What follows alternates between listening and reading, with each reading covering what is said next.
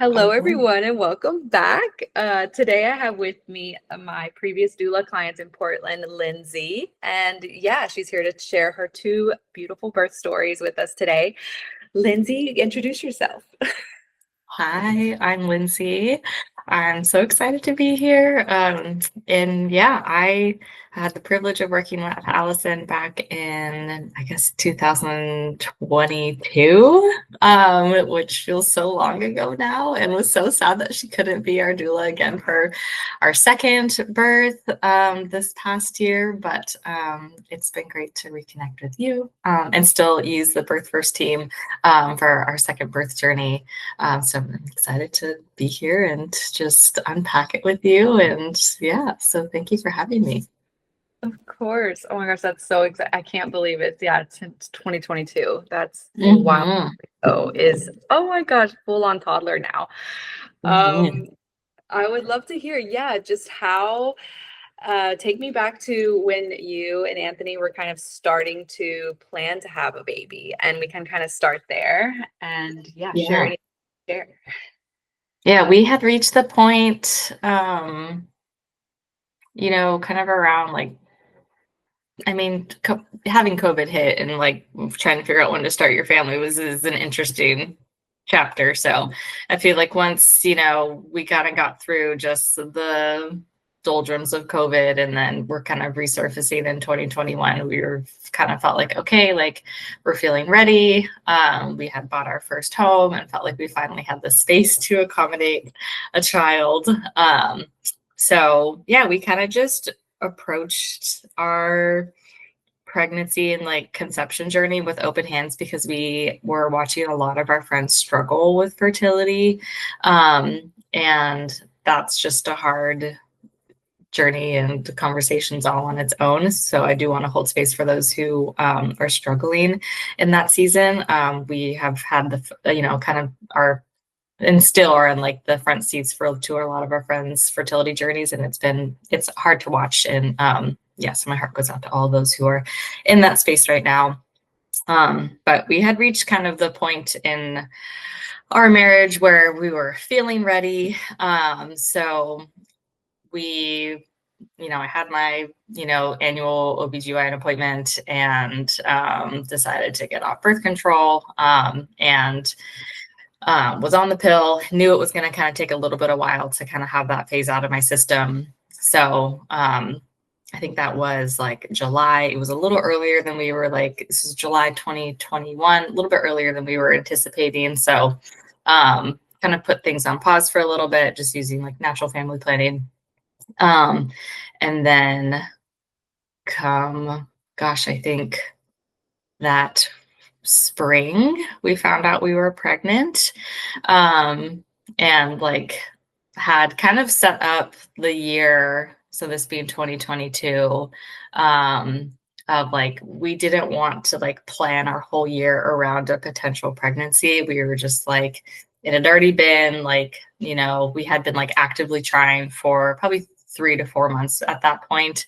And just kind of had the talk of like, I don't want to like put our lives completely on pause for this, what if, and when. So we had booked a ton of travel. I think we had booked a trip to Canada, we had booked a trip to New York, we had booked a trip to Italy, just kind of knowing like, we don't want to put things on pause. Like we could, be having a baby or we could not be. So we just kind of like, just went for it, especially since a lot of the travel bans have finally been lifted and we felt comfortable traveling. So we had like wrapped up a trip to Canada and we're getting ready to take off for New York to go visit some friends. In April of 2022. And like the day before we were supposed to leave, I found out I was pregnant, which came with its own kind of like mixed bag of feelings because I was like excited for this big New York trip and was kind of dealing with this, that kind of shock of being pregnant and kind of just having to alter your lifestyle. And I think I really struggled with like those first, basically finding out I was pregnant up until my first OB appointment, because you just feel like you're like, wow, this like life-changing news and health situation just hit me. And now I have to sit here for like 5 to 6 weeks for someone to confirm it. So it was kind of just like, I really kind of like was in a really weird mental headspace those first, kind of 6 weeks up until I had my first ultrasound to, confirm a heartbeat. And you're excited, but you're also nervous because miscarriage rates are so high. So It's an yeah, uncomfortable place to be. I can totally yeah, relate. It's really like that weight of like, okay, is this really something? Is there really someone inside me right now? Is this actually happening? mhm, It's all the yeah, feel. And also just that, do I dare to get excited? Um, yes. so I get that completely. Yeah, absolutely. So, and then even kind of after that, it just being the first pregnancy, you don't really know what to expect. I felt like we very much just kind of held it like kind of loosely of just like until we got closer to, out of the first trimester. Um, so yeah, I think kind of shortly after that too, it was actually really well timed because the friends we went to go visit in New York were some of our closest friends.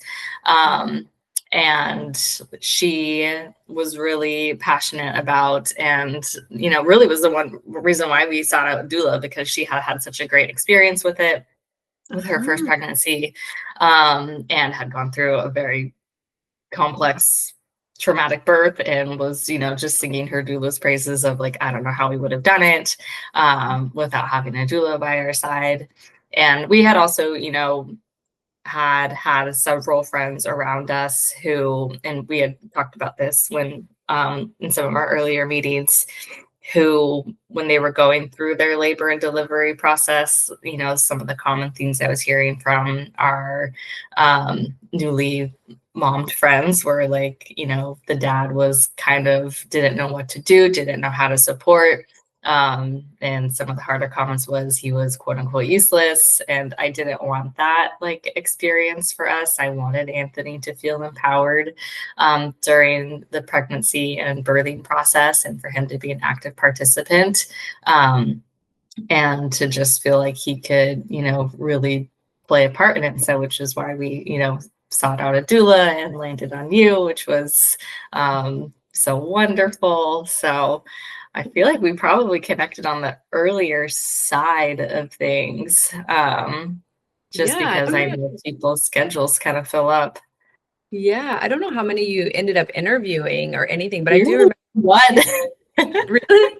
Yes, I'm always telling we people had, interview several. You never yeah, know. It's an energy thing, but no, I yeah. felt it right away with you guys. Yeah, we had our first like intake like interview with Rebecca, who ended up being our second doula. Um, and we kind of came in, with our, set list of things we were looking for. Um, and it really kind of boiled down to, she was like, I mean, Allison's really the only person who checks all these boxes. So after our first interview with you, yeah, we were both just like, yeah, this is it. Like, and yeah, Rebecca was like, do you want to interview more people? And we were like, no, we feel pretty good about this one. So it made it Oh, really easy for us. So yeah. oh, oh, that's just Mhm. amazing to hear. No, it was wonderful. It's always like getting invited into that space. It's so intimate. Yeah, it was a beautiful just connection. And yeah, so what other things were you doing kind of during your pregnancy to prep for this? Like after you hired me, like what were some things you were kind of up to? Do you remember? Yeah, I mean, I really appreciate that you were from the earlier side, like really passionate about like investing in body work and investing in, things to take care of myself. And I think that was, I've always been really passionate about health and fitness. So that was an area that I knew I wanted to prioritize throughout my pregnancy. I was really fortunate to have, more or less a pretty easy pregnancy from first trimester on. Like I didn't experience a lot of nausea. I mostly just fatigue. So I was able to still keep up with running and weightlifting and CrossFit. So it was nice to still, lean into those things that, made me feel like me. and was able to still do those things. So I was really grateful for that, especially as I was processing through everything. And we announced our pregnancy kind of like on the later side. I think, it wasn't until we were 20 weeks until we like announced it to like our broader friend group. So I felt like, we were kind of harboring the secret, which, is a nice thing, but also can kind of feel kind of taxing after a while. So that, and then, after working with you, really started leaning into acupuncture for the first time, massage, and then, also getting into pelvic floor. Physical therapy was just so huge. I think that was one of my like biggest takeaways from like, if you can get into pelvic floor therapy before. I think so many women wait until after their birth, but to your point, I remember you telling me like it's really important for you to have a baseline, know where you're at, because you just don't know what you're really working with. And some, you could already have some prolapse. So that before, like for me, like I was already experiencing like diastasis recti, like towards the end of my pregnancy. So I kind of knew what I would be working with towards the, on the recovery side. So I was really grateful for that. And to just be working with someone who was able to support me in that, because I knew wanting to return to fitness, not like right after I had the baby, but, wanted to, set myself up for success as much as I could so I could return when my body felt ready to exercise and fitness, and not overdo it. It was really important to me, and especially not to normalize some of the injuries that we sustained during birth. I think a lot of us had watched, other women in our lives, especially like our mothers, who deal with, leaking and who have just really normalized it. And that was one thing I didn't want to do. So yeah. Oh, I love that you touch on that. Like just the importance, like also the fertility piece, just like all these things you're mentioning is just like it's so huge to talk about because it could be a whole episode. But definitely I was always such a huge advocate of just like pelvic floor physical therapy because it was just something I had never really even focused on before either. So I was always so happy when clients actually did it, and just it's an empowering thing too. It's like that and you know what to work with, and you get to know your body in a whole different way also. So I love that you touch on all of those things. Body work is so important. Yes, absolutely. So yeah. Oh, well, okay. Well, let's dive in. Like, let's just go right into you going into labor. Bring me back. Yes.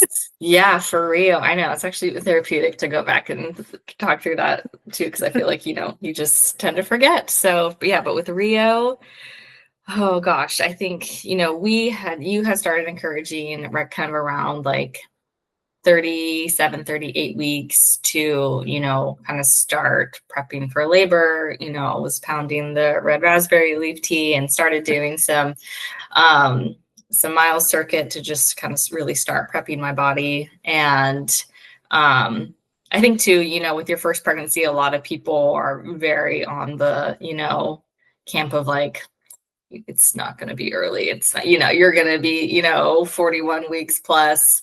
And I went to I think my due date was December 6th, or my projected due date. I had my 39-week appointment like the day before. So this was December 5th. My mother had come in because we don't have, family close by, and we needed someone to look after our dog. She had come in the following or the previous Sunday. So she came in Sunday, and, she was coming into with her own set of like, I was late with all of you, at least by a couple days. She was like, what do you want to do all week? She's like, let's just meal prep, like out of the wazoo. Let's get the house all clean. And I, at that point, was like, I don't know, man. Like, let's just like take it easy. Like I was just feeling so pregnant. They had like, the ultrasound tech had projected me to like have a, 6.5 pound baby, but I was like, I don't know, like I'm feeling huge. Like this baby feels really low. And for those who, obviously it's hard to tell when I'm sitting, like I'm not a big person. I'm 5'1". So A lot of baby. it was a lot of baby. But yes, my mom came in Sunday. I had my OB appointment on Monday, ended up doing a membrane sweep in the late afternoon because I think I had like a 4 p.m. appointment and was only like maybe 1 or 2 centimeters dilated. I can't remember how effaced I was, probably not a lot. Had called you and like gave you the update, and you had just very much like prepped us of like, I've seen people go from 2 to just 10 centimeters like within a couple hours. You just don't know. So it's just, there's no kind of science behind it. It just, when your body's ready, it's ready. So my husband and I had left our appointment in the Pearl District here in Portland. We ended up cruising into REI just for why not?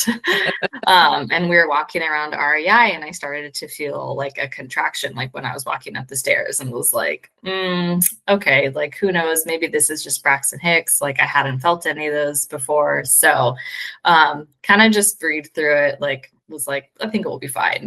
Denial. I'm like, I'm only like 39 plus 6 here, like we're still on the early side. Ended up having like sporadic contractions throughout the rest of the evening, and once again was just kind of complete denial, like it's fine, like I think we're just, it could be days, like we don't know. And to my one regret, ate a huge dinner. Like ate way too much food, ate like the richest dinner. I think I had like pot roast and was just like, it's fine, like it will be fine. And then like I think 7 to 8 p.m. kind of rolled around, and then contractions kind of started feeling more like consistent. And Anthony looked at me and was like, I think we should like start timing these. And I was like, no, it's fine. And like we were keeping you in the loop, and that was where like Anthony did a really great job. I pretty much kind of just started phasing out, and he was like the main point of contact to you. And we started timing them and got you in the loop, and you were just like, get as much rest as you can. Like we're going into the evening, like we're gonna just try to get some rest. So that's really what we tried to do, was just stay in bed, rest, try to get sleep. But really after like, I want to say probably 9 p.m., things really started picking up, and I was like in full on active labor. And yeah, just labored hard in bed, trying to get sleep. And that was really, I just at that time, like, I had known that I wanted to, my goal, which we had discussed, was I wanted to labor at home as long as I could. I didn't, and it being my first pregnancy too, like I didn't really know what to expect. I didn't know what the pain was going to be like, and that was an area where I really struggled putting our birth plan together in terms of pain management. It was just like, well, I don't know how bad this is. Like I don't know what my tolerance is. So really kind of once again went in it with open hands of like, I don't have any like expectations. Like I don't want to set myself up for kind of some, mental battle of like what I do or want or don't want in terms of pain management. I'm just going to listen to my body. And if I feel like I need to get an epidural, I'll get an epidural. I feel like I need to, just was very much open to it, just knowing that this was my first foray into labor. Other than just wanting to stay at home as long as I could, just being in my space. So I really just went back and forth between like laying in bed, Anthony doing sacrum pressure while I was on my side, and going to the bathroom because I, was starting to get to that point of just like my body was, making space for the baby. Everything was coming out of me. Like I was just like on the toilet having diarrhea because I had pot roast. Yes. It was a bad idea. and was Were just were you using going. anything else? Like any like heating pads, tens units? Were you use? Do you Yeah, remember? I tried the heating pad at your recommendation, and was just so hot already. I was like, I'm already sweating. And we didn't have a TENS unit on hand. The like, and then you had recommended like over text, like and calling, like, go to the toilet, like being on the cold toilet, like being backwards and having that cold porcelain on me felt really good. And and then you had also recommended getting into the tub, but I was just at the point where like any movement just felt so uncomfortable, where I would just like all my body could muster was like bed to toilet, which was only like a few steps for us. And that was just like as much as I moved, which was it, which was all I could handle. So, um, and then I think, my mucus plug broke probably like around like midnight or 2 o'clock, because I just remember you being on speaker and like you were exhausted, like I was exhausted. And we were just kind of in this like, do we need to go to the hospital yet? And you were like, no, it's fine. And I think for me, hindsight, like, that was such a gift to Anthony to have someone on call who was, because he tends to operate in the more just like, if we didn't have anyone the minute I went into labor, he would have been like, we're going to the hospital right now. Like, Yeah. he's just like all or nothing, like really, really quick. So it was just really reassuring to have someone like yourself to just be like, you're fine, stay in it. Like, you don't have to go yet. So we just kept weathering the storm. And I he remember was, too. I yeah, remember though. I remember just like asking like a few times, like, should I come? Should I come? And yeah, you guys were always like, we're good. I think we're good. yeah, We're good. I was yeah, like, here, because that was yes. another thing where I was like, are they not gonna call me soon? Because I was also just like waiting to come to your Yeah. house. I know, which, and then hindsight too, or when we were talking about it with Rebecca, when we were, telling her about our first birth, and she was like, you waited that long without her coming? And we were like, well, I don't know. We just, we just kept going for it. So I think too, when it's in the middle of the night and you just like are kind of in like labor land and you're tired, like I felt like having we were just kind of in this like, very much kind of like dance of like, no, we've got it, we're in it, like we're just gonna keep going until the morning. And your mom So too. I think that was yes. another thing. You guys were really being really well supported by your mom. Mhm. Totally. Yeah. So after just laboring hard up until I want to say like 7 to 8 a.m., that's when my mom really came in and she was like, I think you need to go. So I tried to eat like one more thing, and like Anthony started packing the car up. And then at this point it was, we were looking at closer to like 9 a.m. and I was trying to get my clothes on, and I told my mom, like, I think I just need to go to the bathroom one more time. And I go to sit on the toilet, and like, I feel like I have a bowel movement coming, but it ends up being my water breaking. And my water breaks like huge gush over the toilet. And I think there's actually, you might know better, that there's, I don't know what it's called when like the baby's head actually pushes the water out. Because like the minute my water broke, I started to feel the urge to push. Um, and I remember looking at my mom and being like, I feel like I need to push. And she was like, no. No. She was like, you need to get to the hospital now.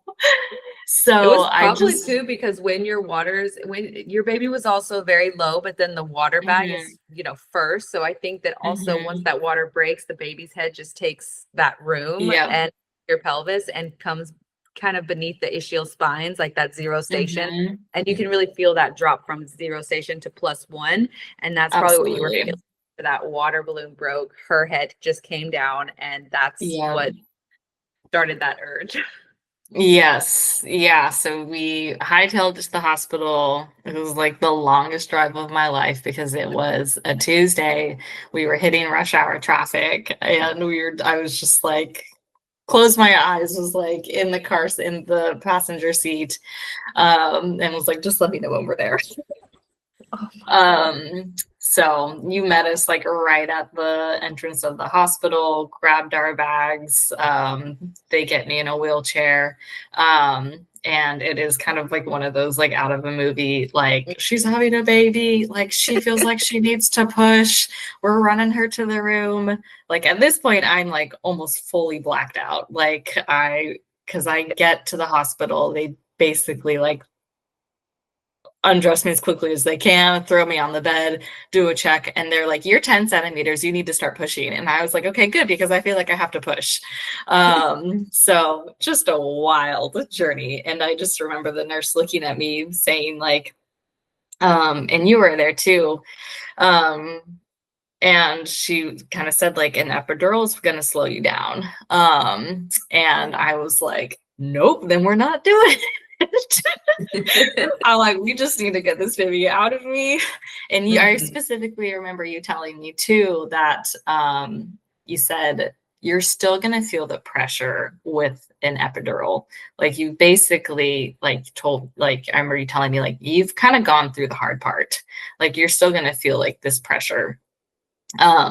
So I was like, okay, fine, like nope, like we're good, like we're just gonna get this baby out. And that's when we entered into the longest 3 hours of my life. Which was also such an interesting like delivery process too, because I mean I had you there, I had the whole nurse team and the OBGYN there like the minute I was got to the hospital, which was such an interesting, not everyone's experience. So like, you know, Dr. Davis was there the minute I got there from the minute the baby was out, which was 3 hours. So we got admitted at 10 a.m. and we were just in this like push pull literally for 3 hours where both you, Anthony, and the doctors and all the nurses were saying, "You're so close," nonstop for 3 hours. And I was just like, how much longer? And I mean, I was having these monster contractions, so I was pushing. And then I felt like I was coming off of it. And then the nurse was like, "You got to push one more time." So we just watched Ria's head go in and out for 3 hours, which makes sense because she ended up being an 8.5 pound baby. She was a bigger girl for someone like me. And it being my first, it just, you know, you're not as stretched out at that point. And it just took a while. And I think I remember hitting hour 2 and Dr. Davis kind of looking at you and looking at me and saying, like, "You've been pushing for 2 hours. This is typically when I kind of, you know, also recommend, do you want to use instruments to help get the baby out, forceps or a vacuum?" And I was like, no, like, we've made it this far. Like, I'm going to get this baby out come hell or high water. So, yeah, we just kept on it for one more hour and she finally came out.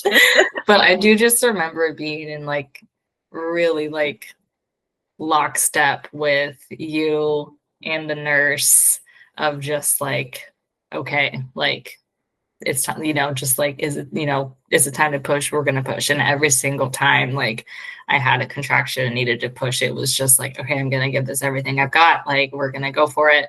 And yeah, so I remember you two saying like, you know, do we want to switch up like pushing positions? And at that point, I was just so exhausted.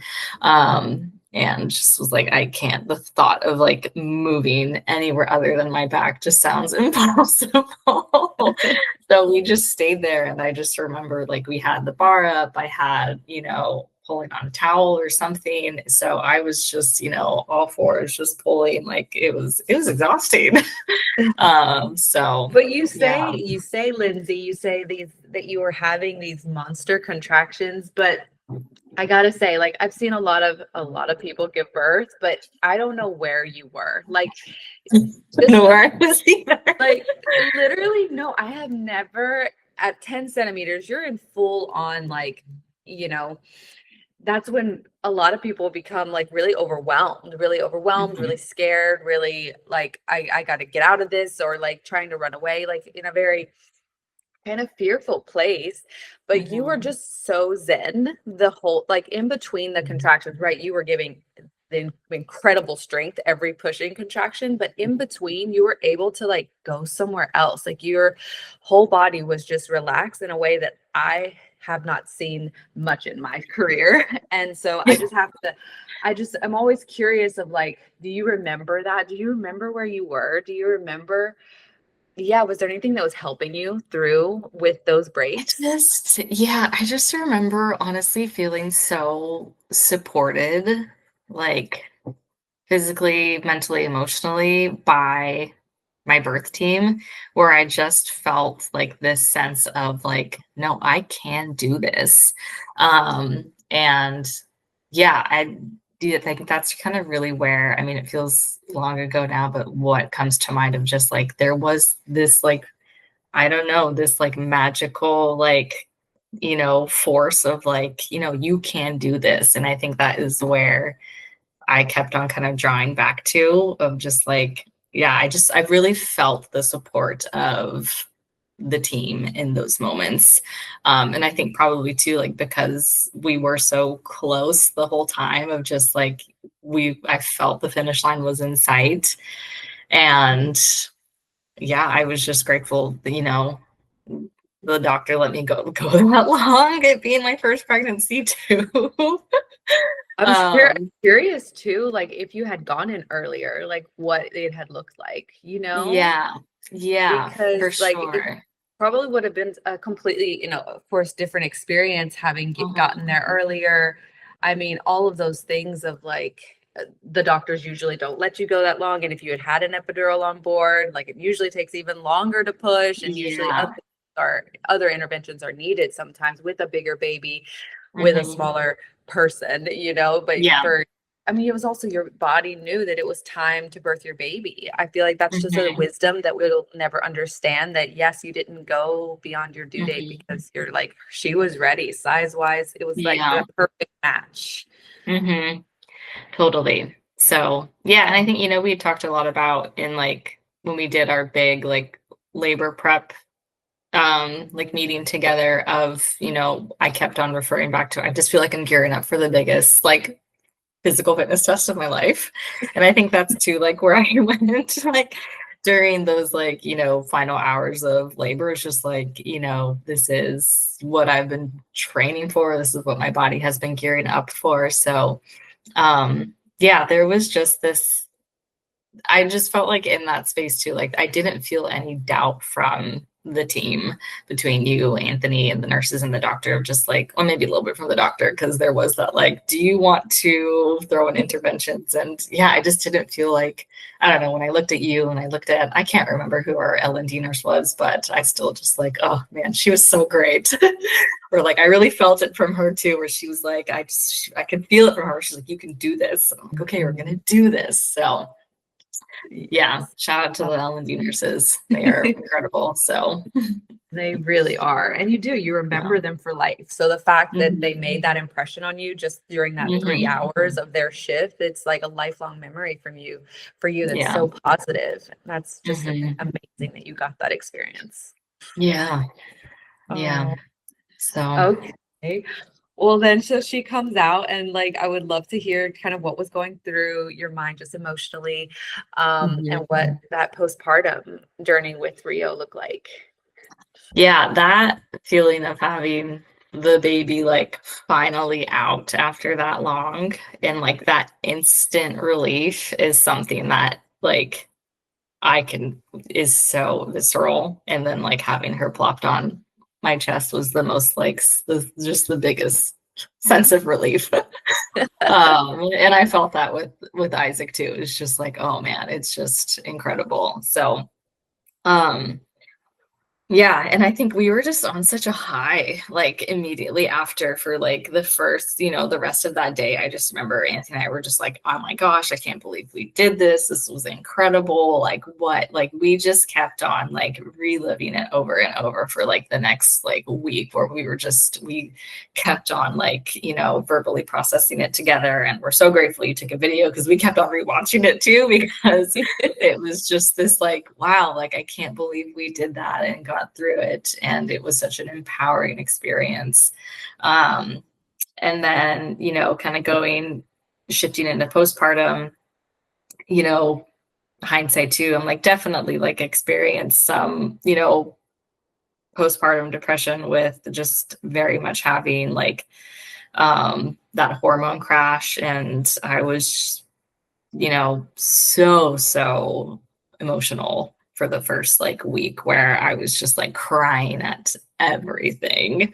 Where I just, the thought of crying, I just started crying. And I just remember Anthony coming in and he's like, "Are you okay?" And I'm like, "I'm fine. I just can't stop crying. I can't stop sobbing." But I mean, other than that, I mean, the first, feeding was hard at first.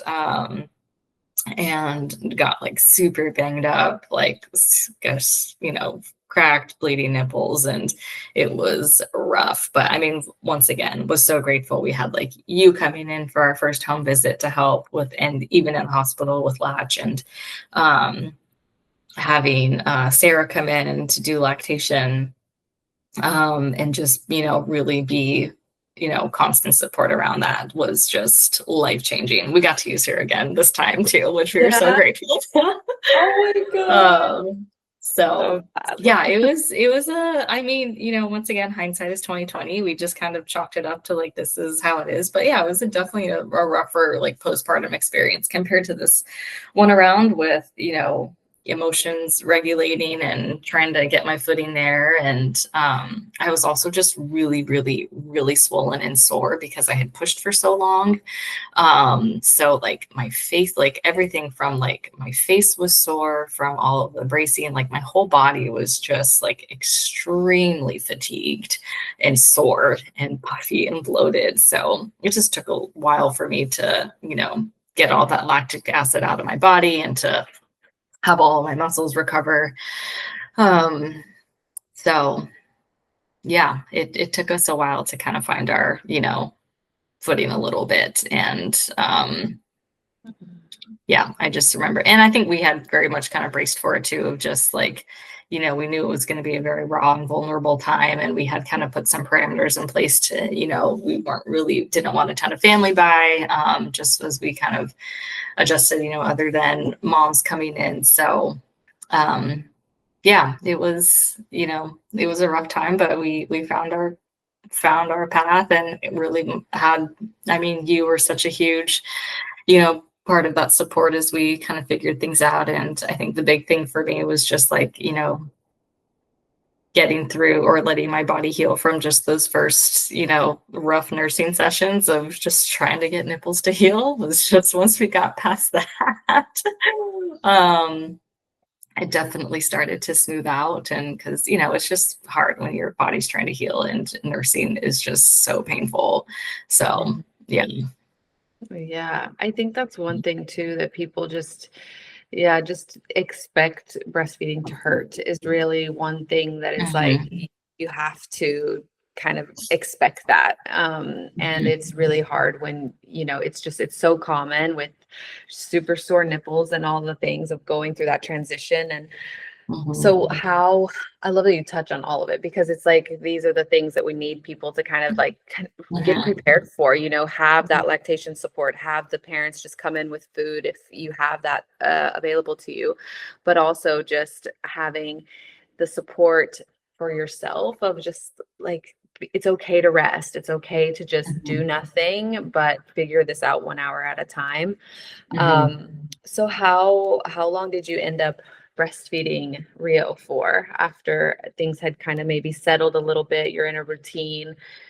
Yeah, I ended up breastfeeding her till she was about 13, 15 months, so longer than I had anticipated. I ended up having a harder time giving it up than I thought.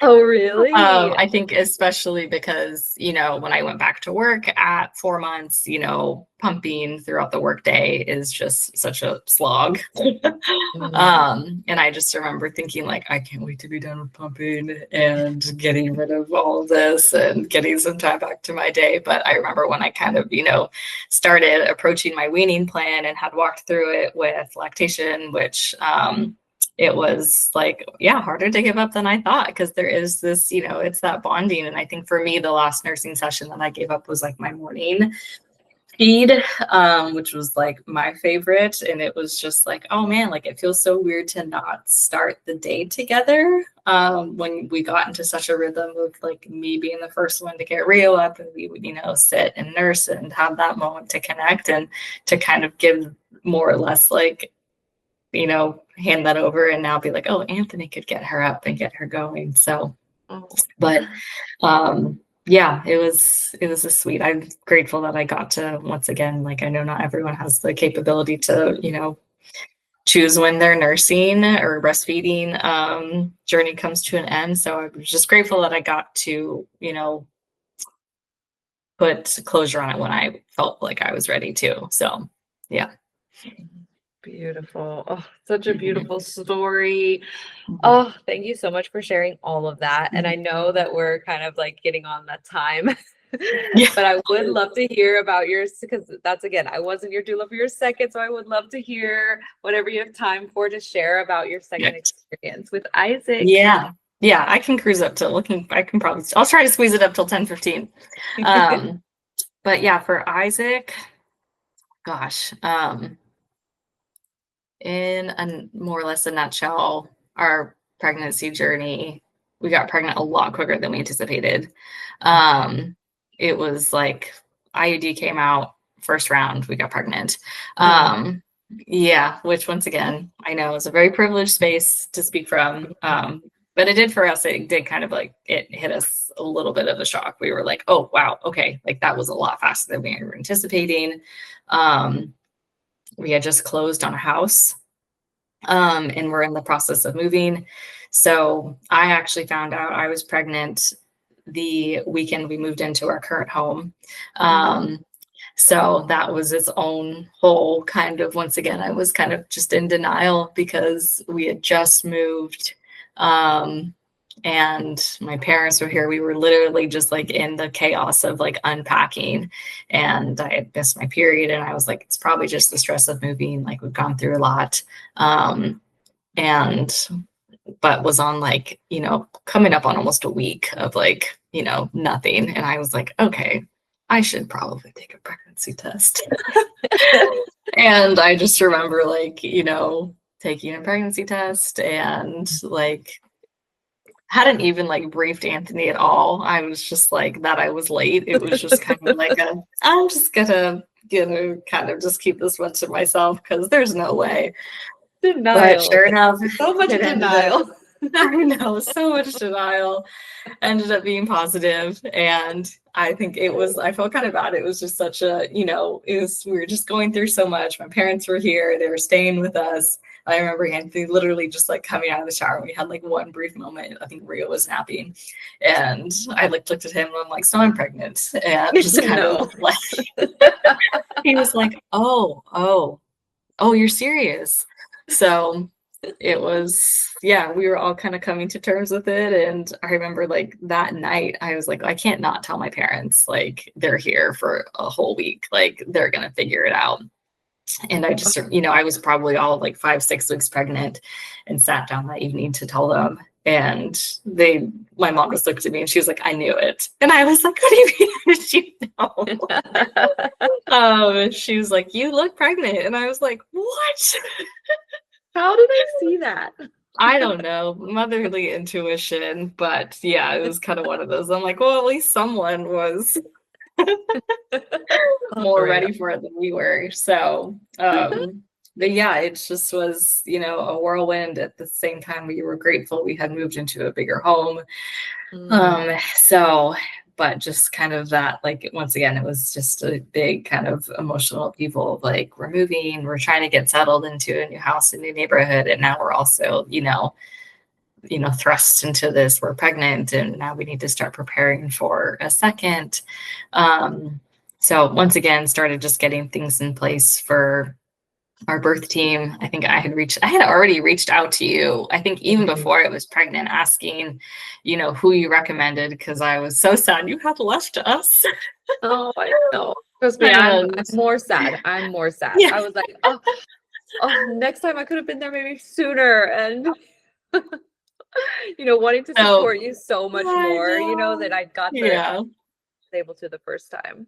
So I Yes. was more sad, trust me.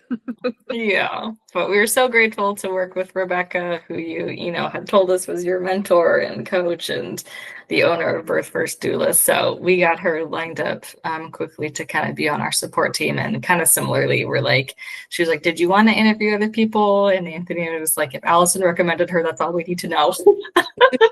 Oh. So yeah, once again, just felt like a really kind of quick connection with her, and was really grateful to just to work with her because we knew she didn't take on a ton of clients. So yeah, it just kind of, it was a harder pregnancy than my first. I was much more nauseous my first trimester. And then, you also tack on trying to get unpacked and settled into a house. I was just bone tired like every night.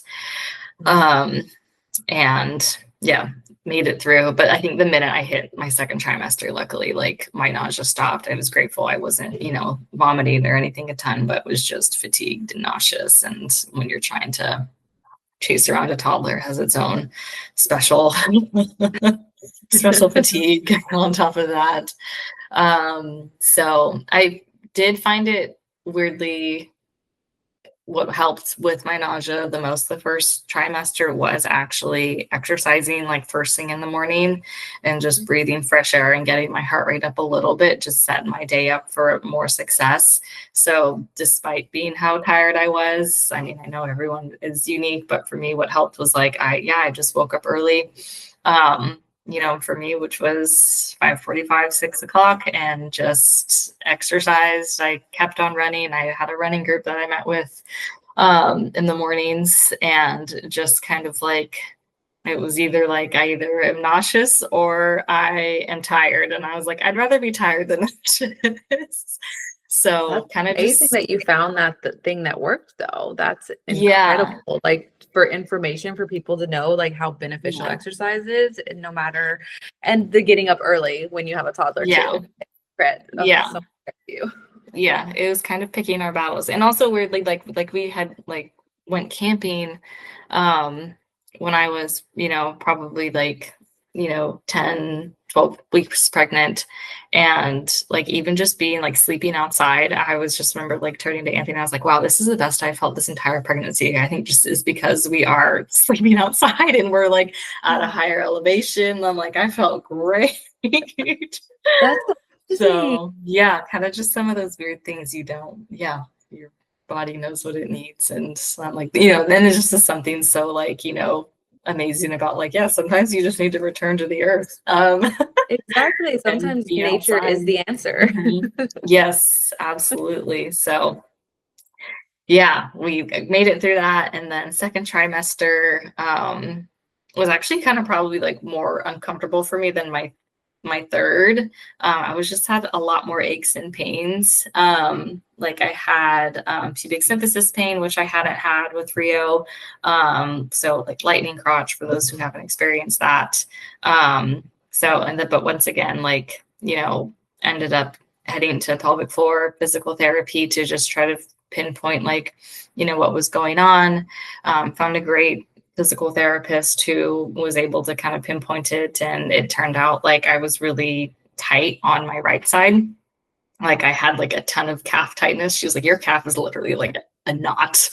And it was wild. The minute we started working on that and I started implementing stretching into the right side of my body, and I don't know why, just probably it being my dominant side, I felt my hips even out, and my pubic symphysis pain really started to dissipate, and I was able to get up, because I was having trouble just getting up and down, and I was like, man, this is only the second trimester. It's gonna be a wake-up call.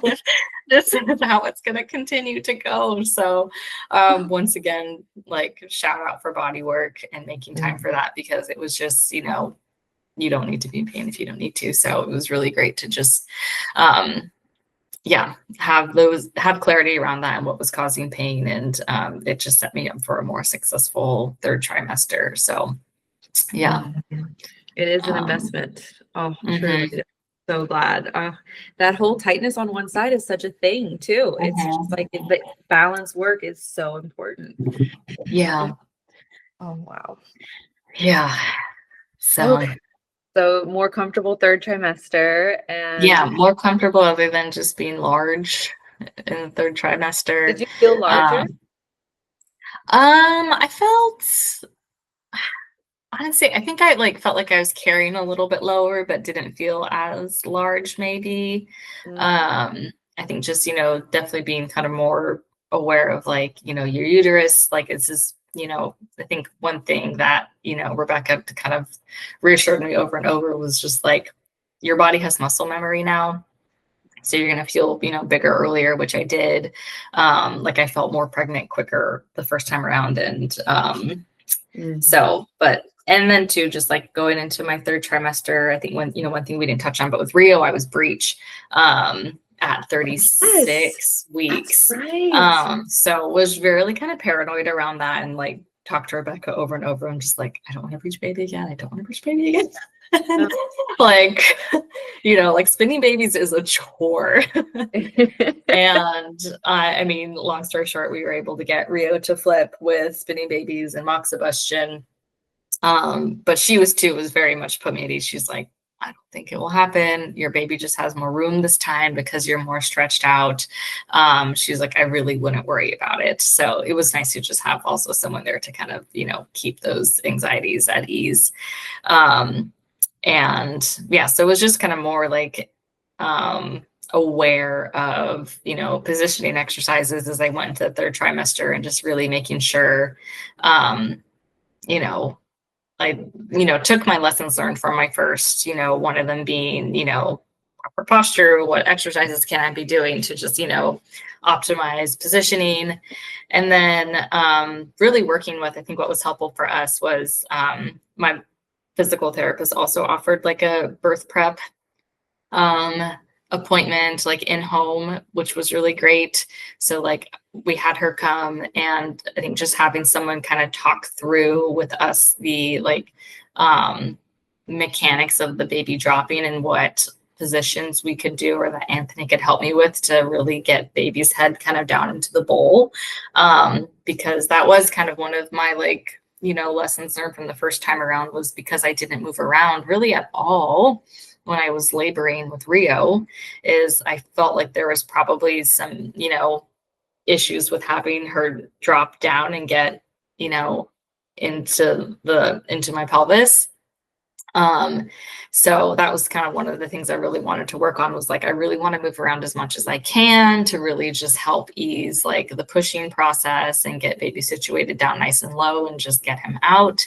And I had, told Rebecca about that. So we had put, circuits together, and I think too, just really understanding like more optimal pushing positions, because I had, was more or less like reclined seated the whole time, and with pushing out Rio, which, at the time was the only thing that was comfortable for me, but also knowing that probably didn't help with my pushing process.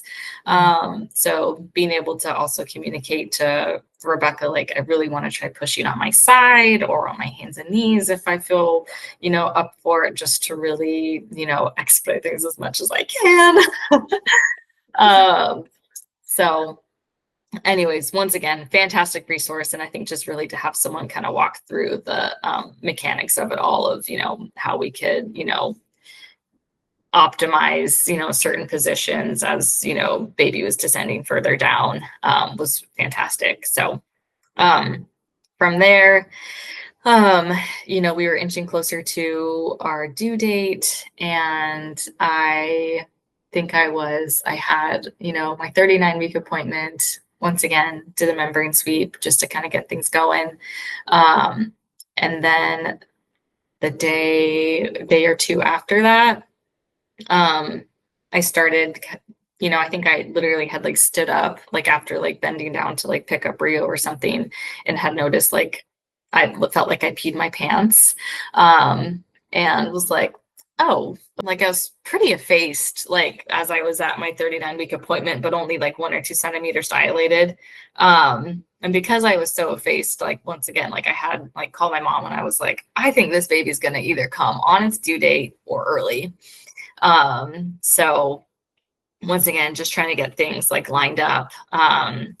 And because I was like, statistically, I'm like, it's either going to be, right around that due date again, because Rio was an exact due date baby, or we're going to be early.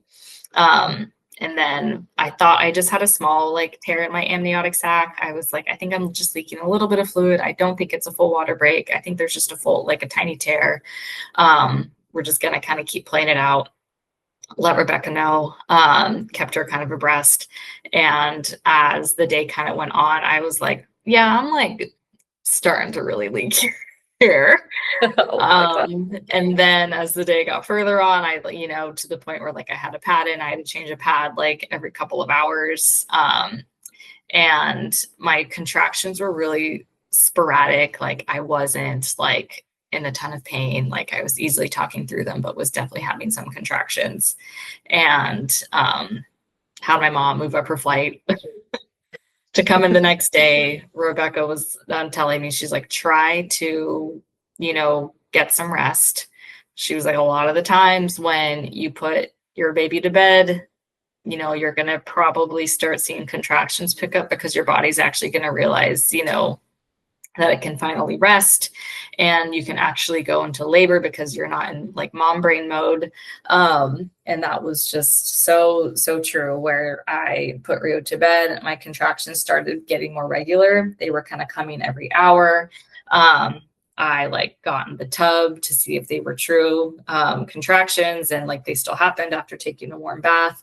And they slowly kind of started coming like every hour throughout the night. And then I was, we were just really mentally preparing to, get ready to go to the hospital. And then the minute Rio woke up the next morning, my labor completely stopped. I was like literally on the clock. I was like, wow, this is a thing. Like your body really does click into this, like, nope, you can't do it. Like we're done. So I think luckily my mom had come at that point. Called Rebecca again in the morning and was like, yeah, I haven't had a contraction for almost 3 hours now. And she had just come off another birth, and she was like, let's call your OB. She's working right now. She's on call, like at St. Vincent's. She's like, let's just check in with her, see what she says. So I call Dr. Barrett, let her know what's up. And then she was just honest with me and was like, you're kind of reaching almost that 24-hour mark of having been leaking fluid. It sounds like your water did break. And she's like, I think you should just come in to see if things pick up. And, if not, because then she was like, I'm here, like, let's just get you in. So she's like, but take your time. So we ended up taking our time. I showered, I ate, did a much better time fueling this time around by just eating small, nutrient dense, carbohydrate forward like snacks, which set me up much better in terms of just fueling properly, which was so helpful to just, I didn't have a ton of, I wasn't vomiting throughout my entire labor, like didn't have a bunch of diarrhea just because I had, kept those small meals going. So there wasn't a ton in my system, and just really prioritized that in hydration. So we get to the hospital, like literally I have no contractions anymore. So I'm just making my way there. We get checked in. Rebecca meets us there. She was really great about just, advocating for us of, I, at that point, again, wanted to go unmedicated as much as I could for my labor, knowing that I could, I did it with Rio. And I was like, well, if I can get through that, I can do it again. So she was really great about advocating to the nurses about like, hey, can we just have some time to see if we can get labor started on our own without Pitocin? So we did, some circuit work. Unfortunately, they wouldn't let us use the breast pump for nipple stimulation to see if that would help, because it needed to be used by other people, which I get. So we tried, Dr. Barrett gave me like a good kind of like hour to 2 hours to see if things would pick up on my own. But then we started reaching that, true 24-hour mark. And I was leaking a lot of fluid at that point. Like I remember getting up onto the hospital bed and just like a gush. And she was like, yeah, this is like your water is broken. Like there's no denying it. Oh my God.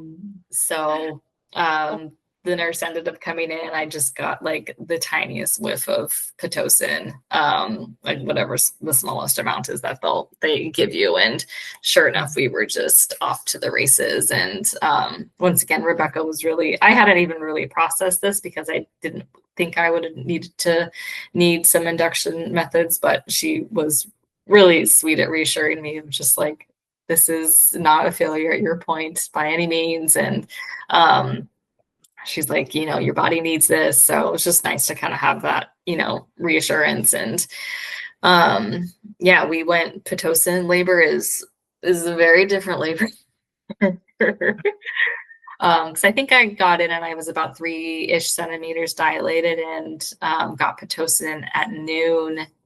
And then I think Isaac was born 2 hours later. So, to go from 2 to 10 in 2 hours was intense. Gosh, Lindsay. Yeah.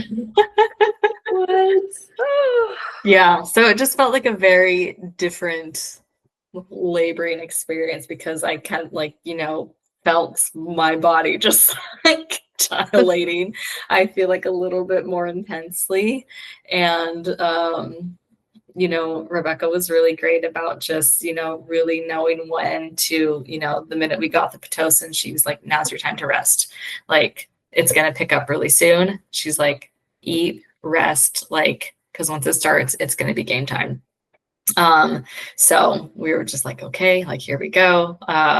Got a little bit of rest and then things really kind of started picking up and she had me moving all around that, delivery room to just kind of keep things going. And I had like, some of my most like intense contractions, like when she like sent me and Anthony to the bathroom, turned the lights off, gave us a candle. I was draped over him while I was sitting on the toilet. And, every time I came out of the bathroom, she was like, that's your sweet spot. And I was just like, oh man, you're right, but I don't want to do it. She's like, no, that's really working for you in there. She's like, that baby is on its way. So I would like come out, like regroup, and she's like, okay, time to go back in. And I would just be like, oh, that's okay. So I think we did that for like, 2 to 3 contractions. And then I really kind of got to that tipping point of like, we're either like, I need to start pushing. I was like, or I need an epidural because it was getting really, really intense.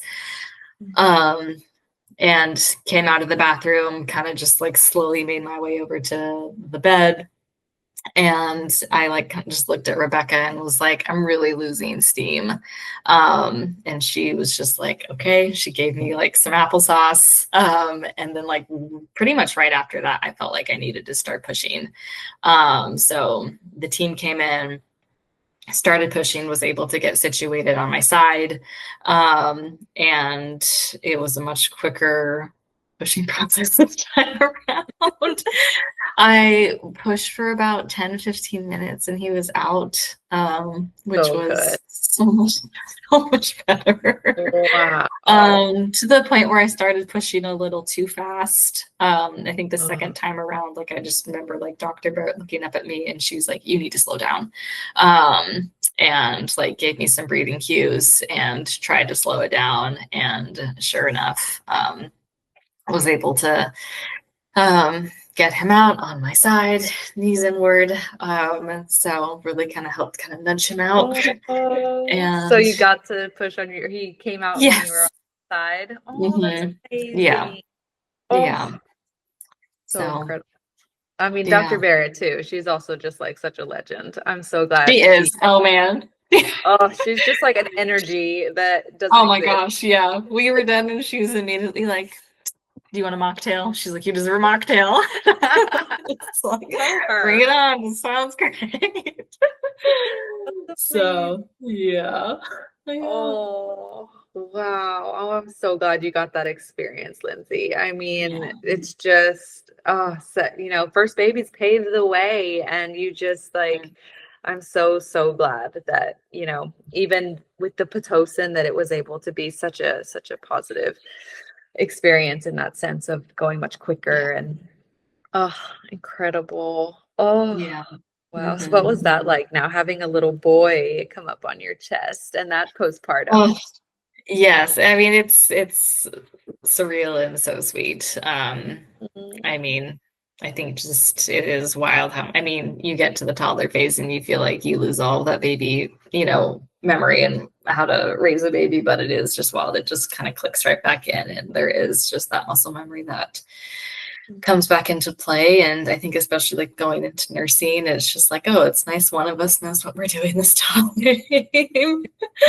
which was great. And to just have more of the, expectations in place and what to expect. So yeah. And I think just your body's a little bit for me, like, your breasts are more, and I think that was, one of the things that Rebecca, prepared me for. She was like, nursing a different, it's a different baby. Your body's different. Your nipples are going to be a little bit different this time around than it was with Rio. And you're like, oh yeah, they are. They already have like changed and have, shifted because of hormones and having nursed a baby. So it just kind of clicked in a little bit. I mean, still had its hiccups, but um, regulated much quicker than the first time around. So yeah. Mm, Hmm. amazing.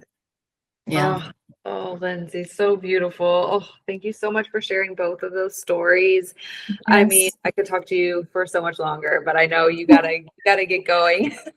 Yes. But I am so, so grateful for you to taking the time and just reconnecting with you. It's been so, so such a beautiful time for me just to escape my baby bubble for a minute, just to reconnect with you has been, Yeah. yeah, just so, so grateful. So thank you.